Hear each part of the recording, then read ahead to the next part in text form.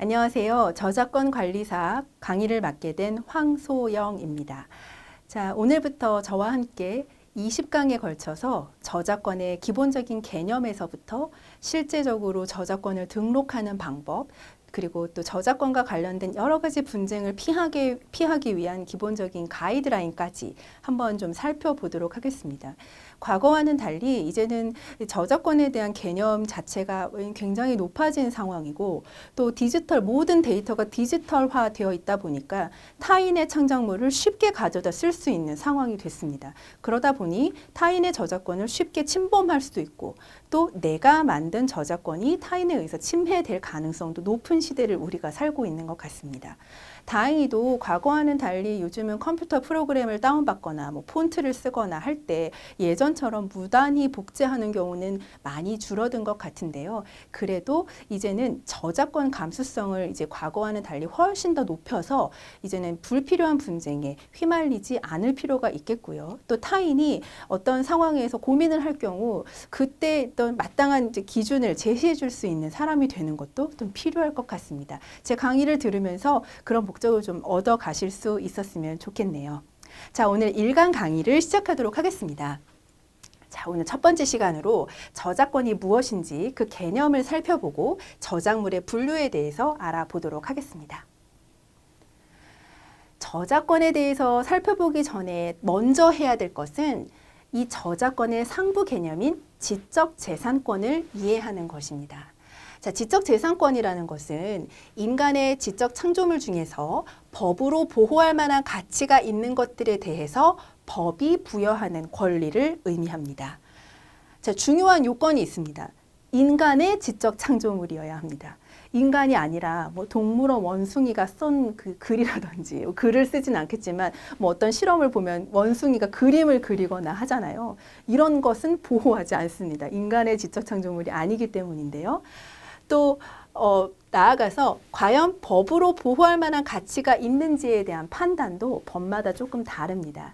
그래서 이제 법으로 보호할 만한 가치가 있다고 여겨지는 인간의 지적 창조물을 우리가 지적 재산권이라고 칭해서 보호해주고, 어떤 침해가 일어났을 때 그런 침해에 대해서 예방하거나 방지하거나 손해를 구할 수 있는 권리를 부여하고 있습니다.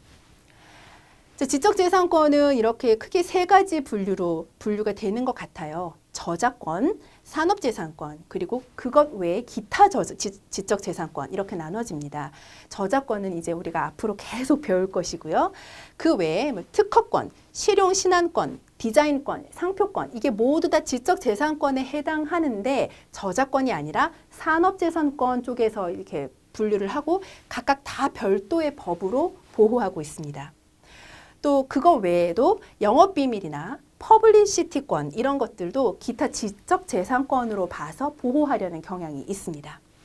그런데 이런 모든 지적재산권 관련된 법의 궁극적인 목표는 이것을 창작한 사람들의 이익과 이것을 이용하는 사람들의 이익을 균형적으로 조화롭게 보호하겠다. 여기에 목적이 맞춰져 있는 경우가 많습니다. 이것은 저작권법, 특허법, 실용신안권법 모두 다 동일하게 해당하는 입법 목적이거든요. 제가 강의를 하면서 계속 이 이야기를 할 거예요. 저작권자의 이익과 이 저작권을 사용하는 사람들의 이익을 어느 정도로 균형 있게 맞출 것인가 하는 것이 굉장히 중요합니다.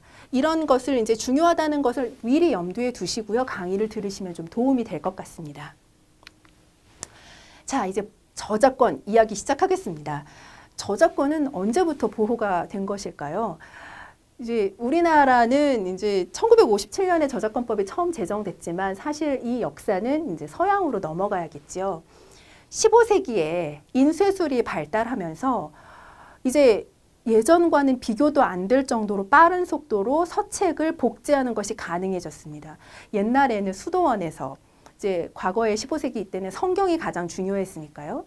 수도원에서 성경과 그 주석본을 수도사들이 일일이 손으로 필사를 했는데 이제 인쇄술이 발달함에 따라서 이런 손으로 일일이 필사하는 것이 필요 없게 된 상황이 됐습니다. 그러다 보니까 이제 기존에 책을 쓴 사람들의 책이 굉장히 많이 복제되는 그런 형태가 나타난 것이죠. 우리가 저작권을 흔히 카피라이트라고 하는데 영어로 카피라이트이 사실 여기서 시작된 겁니다. 책을 복제하기 위한 권리를 제일 먼저 규정할 필요가 있었던 것이죠. 그래서 이제 이때부터 이제 이거 저작권을 보호해야 되겠는데, 책을 쓴 사람의 권리를 보호하게 해야겠는데 라는 인식이 이제 15세기부터 이제 나온 것이고요.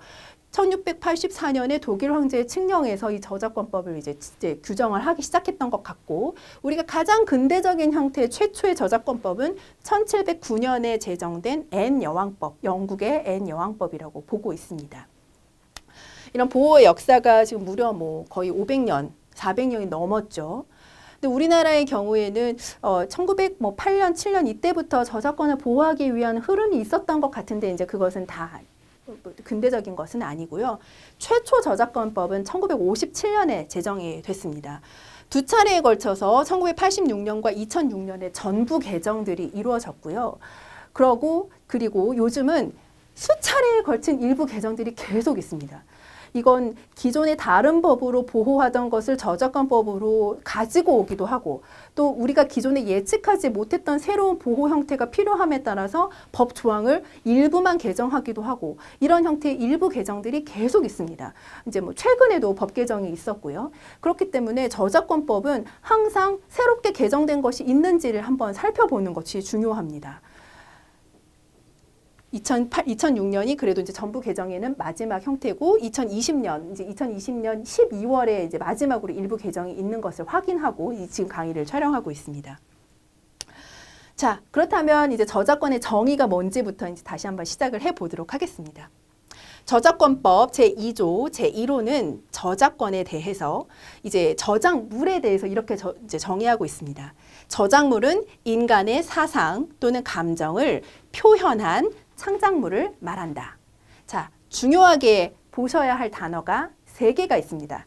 인간의 사상 또는 감정, 표현, 창작물입니다.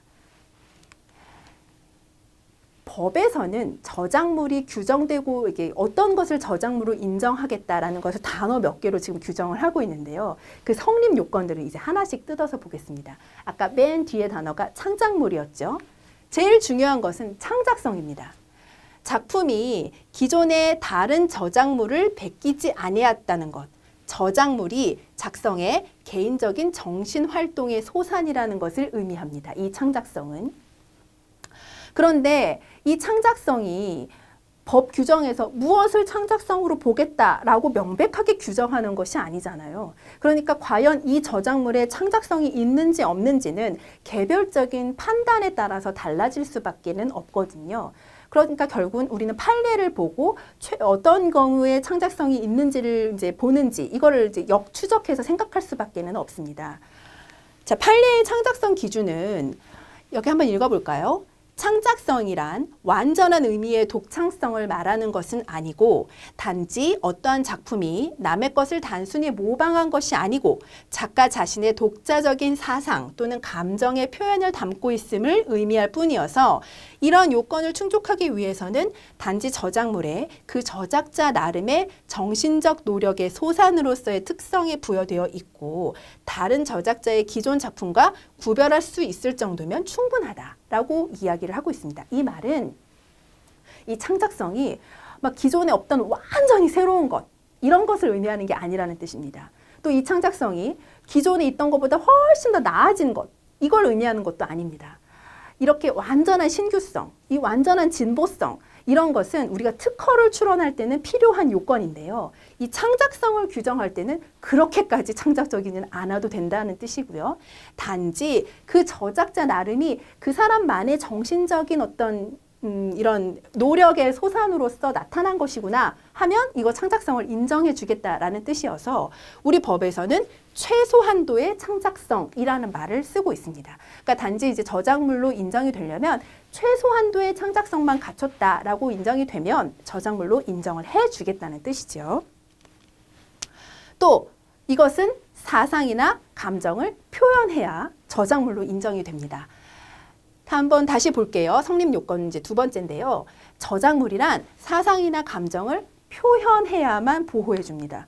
이 말은 저작권으로 보호받는 것은 사상이나 감정, 아이디어 그 자체가 아니라 이것이 표현된 형태라는 것을 의미합니다. 또 이 사상이나 감정의 표현은 단순히 사실만을 나열한 것과는 명백하게 구분됩니다. 사실을 막 이렇게 나열한 것을 두고 우리 저작물성을 인정한다라고 보지는 않거든요. 자, 인간의, 그리고 또 더 중요한 것, 아까 제가 말씀드렸는데요. 원숭이가 그린 그림을 우리가 저작물성으로 인정하지 않는 것은 그것이 인간이 한 것이 아니기 때문입니다. 인간의 사상이나 감정을 표현했어야 그것을 저작권법에서 저작물로 인정하고 보호해 주겠다는 뜻입니다. 자, 그렇다면 우리 요즘 많이 이야기가 나오고 있는 인공지능, AI가 만든 노래, AI가 만든 소설, AI가 부른 노래, 이런 것들을 과연 저작물로 인정해 줄 것인가? 현행 법규로는 사실은 저작물로 인정할 방법이 없습니다. 인간의 사상이나 감정을 표현한 창작성 있는 것을 저작물로 보기 때문에요. 그런데 이 AI가 지금 산업 전반에 미치는 영향이 점점 커지고 있고 AI를 통해서 작곡하시는 분들도 많이 나오고 있고 하기 때문에 이런 법규를 좀 개정해야 되는 것 아닌가? 라는 논의는 지금도 있습니다. 입법적으로 AI가 작곡한 것을 과연 보호해줘야 될까? 개인적으로 생각이 다 다르겠죠. 그러나 현행으로는 인간의 사상이나 감정을 표현한 것만 저작물로 인정이 됩니다. 자, 제가 지금 수차에 걸쳐서 표현이라는 이야기를 하고 있는데요. 아무리 좋은 생각이나 아이디어라고 할지라도 그것이 대외적으로 표현되지 않으면 이걸 저작물로 보호할 방법이 없습니다. 그리고 또 다른 말로 하면 그걸 표현해내지 않으면 자기 혼자만 알고 있는 생각이면 다른 사람이 이용할 방법도 없겠죠. 다시 말하면 돈을 지불하고서라도 이용할 어떤 대상이 있어야 하는데 그 대상 자체가 없는 것에 해당한다라고 보는 것입니다. 그래서 표현이 이제 표현되지 않은 아이디어는 우리가 저작물로 보호하지 않겠다라는 뜻이고요.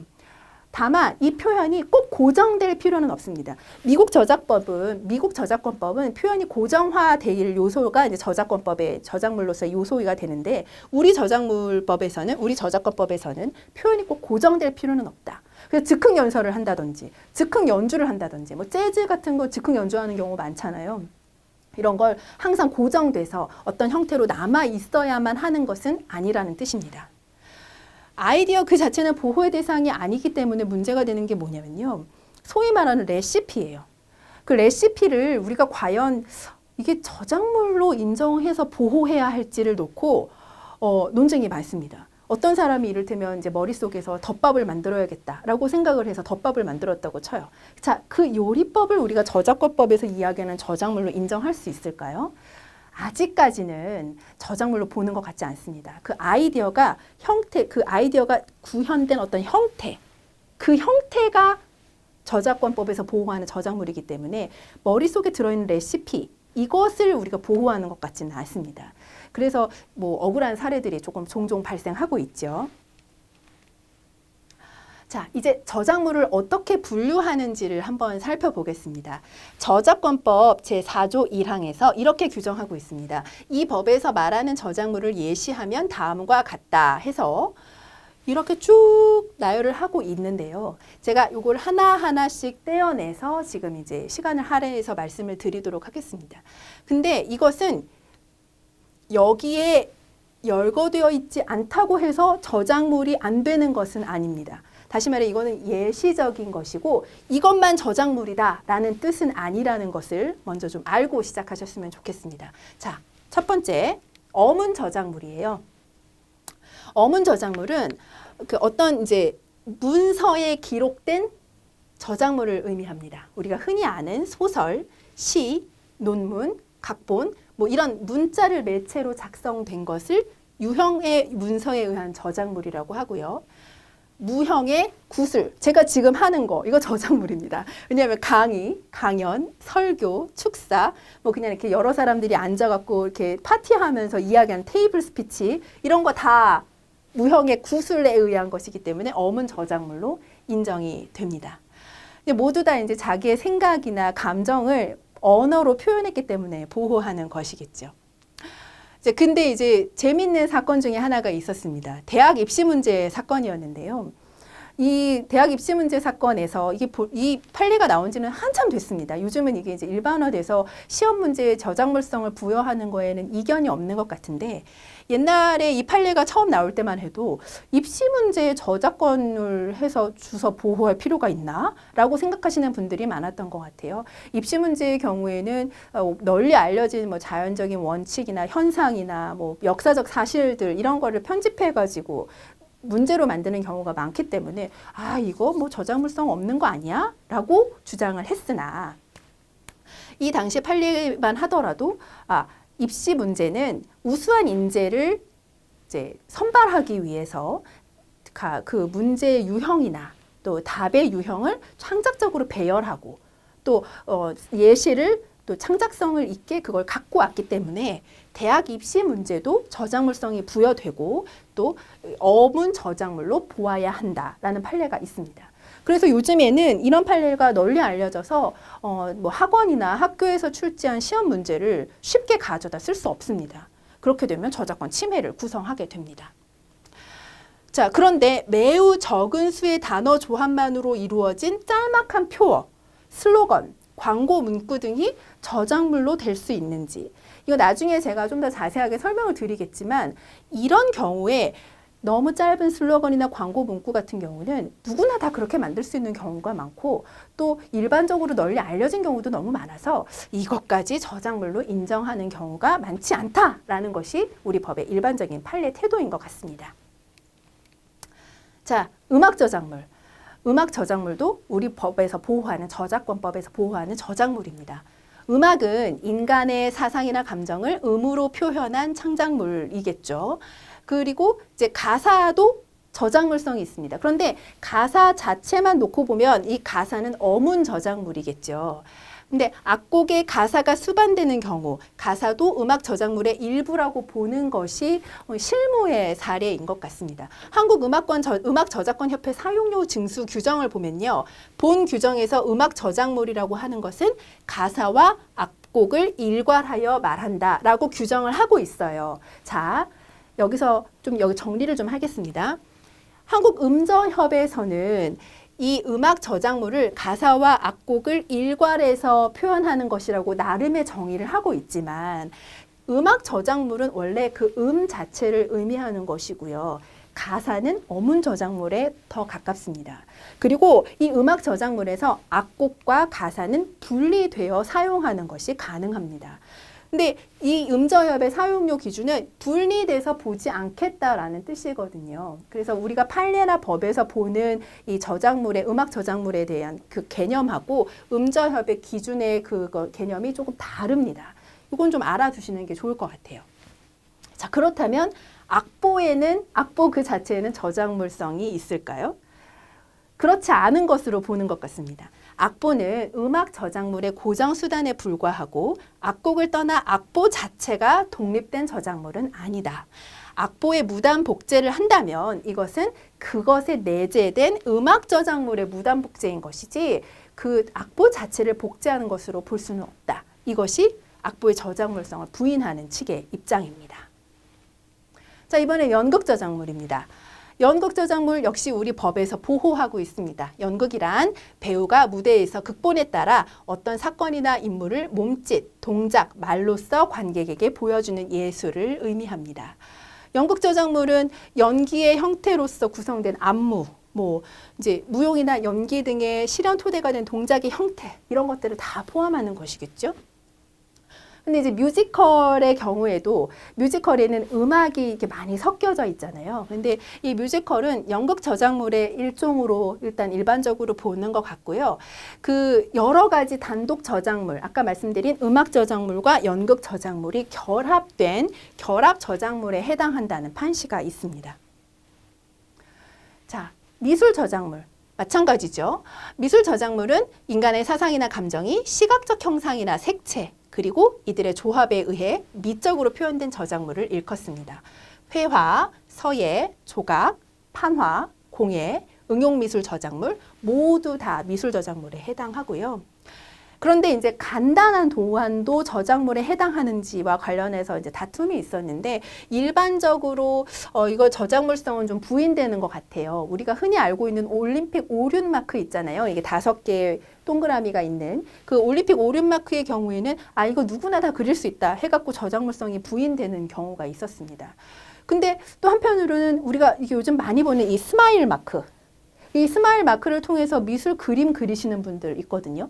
이런 경우에는 저작물성을 좀 인정해줘야 하는 것 아닌가라는 견해가 있습니다. 그러니까 이것도 간단한 도안인 경우에 미술 저작물로 인정 못 받는 경우가 상당하지만 그렇다고 일률적으로 볼 것은 아니다. 이렇게 이해하시면 될 것 같고요.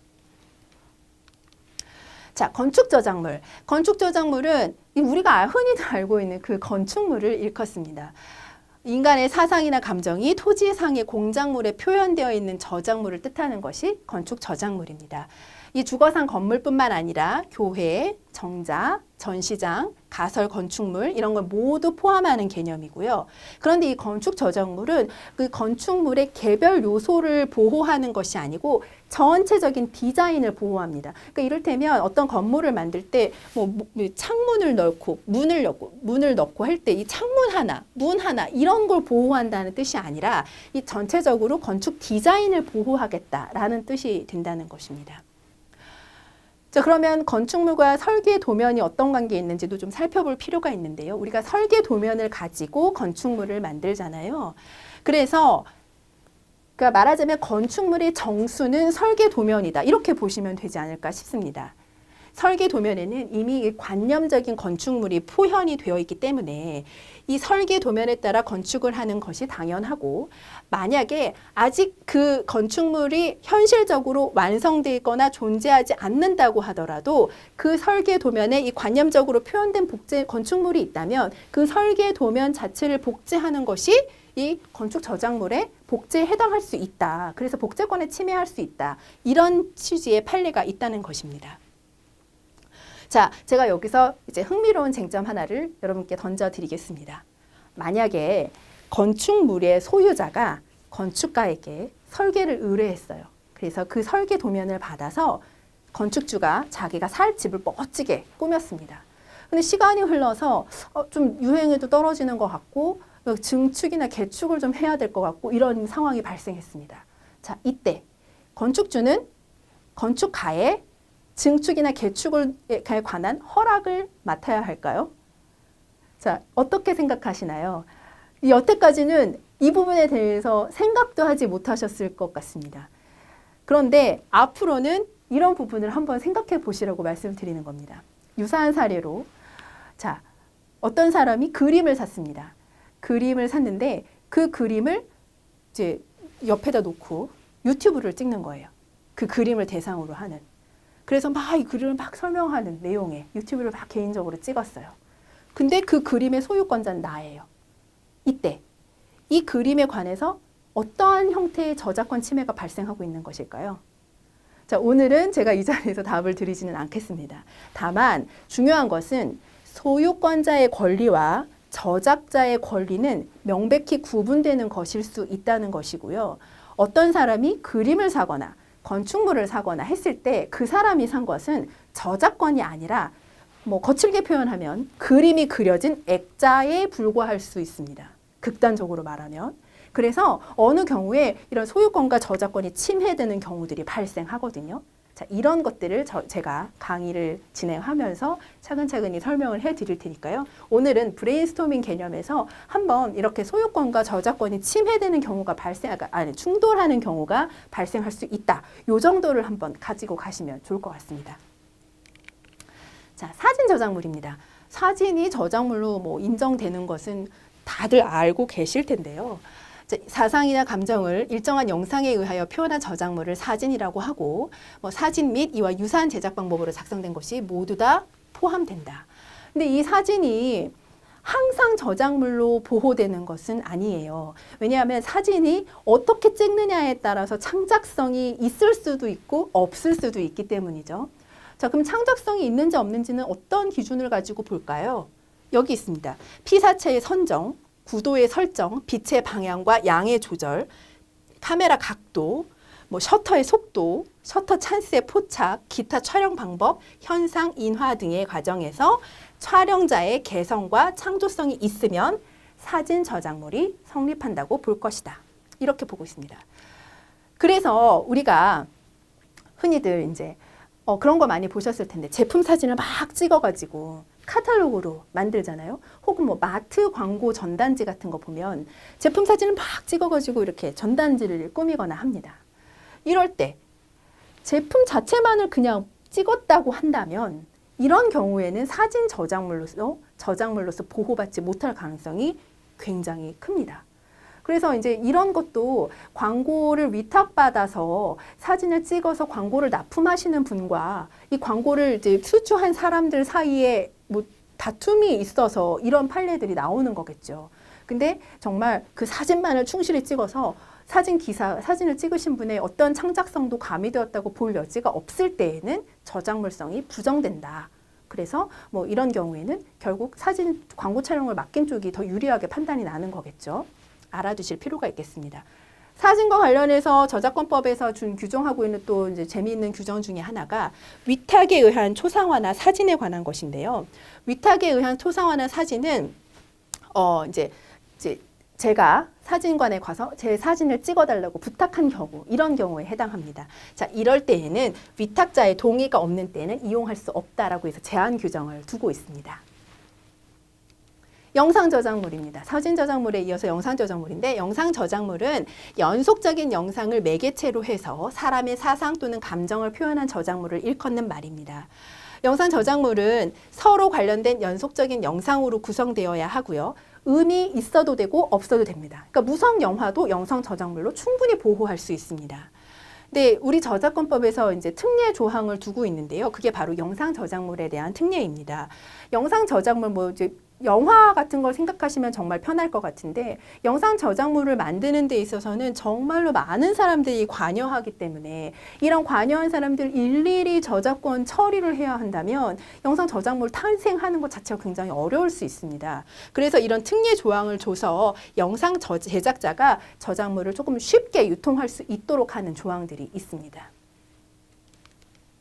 도형 저작물입니다. 도형 저작물은 지도, 대표적인 예가 지도, 도표, 다이어그램, 설계도, 약도, 모형 뭐 이런 것들이고요. 근데 이제 도형 저작물이다 보니까 여기가 굉장히 단순하게 나온 형태가 많을 거 아니에요. 그래서 과연 이걸 저작물성을 부여해야 할 것인가를 놓고 다투는 경우가 많습니다. 그래서 근데 이제 많은 경우에 이게 유형화되어서 나오는 경우들이 많아서 저작물성 인정받는 경우가 쉽지 않은 것 같은데요. 관련해서 좀 찾아보니까 지도와 관련된 창작성 관련된 판례가 있습니다.